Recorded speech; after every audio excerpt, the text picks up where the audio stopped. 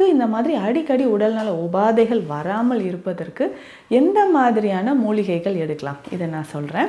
பேசிக்காக தினமும் பார்த்தோம்னா மஞ்சள் நம்பர் 1 அப்படின்னு சொன்னோம்னா மஞ்சள்.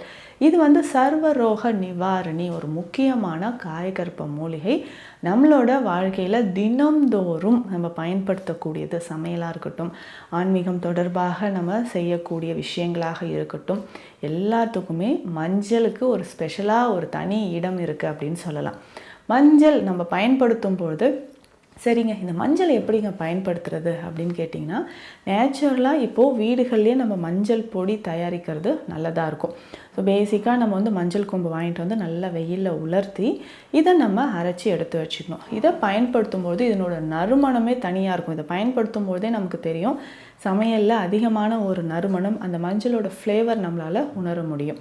ஸோ தினமும் காலையில் நம்ம காஃபி டீ குடிக்கிறதுக்கு பதிலாக பாலில் கொஞ்சம் ஒரு 2 சிட்டிகை அளவு மஞ்சள் பொடி சேர்த்து குடிக்கலாம். பனங்கற்கண்டு சேர்த்து குழந்தைகளுக்கு கொடுத்துட்டு வரலாம். இல்லைங்க மஞ்சள் பொடி பால்லாம் என்னால் குடிக்க முடியல அப்படின்னு சொன்னிங்கன்னா, காலையில் நம்ம எம்டி ஸ்டொமக்கில் கொஞ்சம் தண்ணீர் குடிப்போம் இல்லையா, லியூக் வார்ம் வாட்டர், வெதுவெதுப்பான தண்ணீர், அந்த தண்ணீர்லேயும் ஒரு 2 சிட்டிகை அளவு மஞ்சள் சேர்த்து குடிச்சிக்கிட்டே வரலாம். அதுவும் பெண்கள் தவறாமல் மஞ்சள் உணவில் சேர்த்துக்கணும்.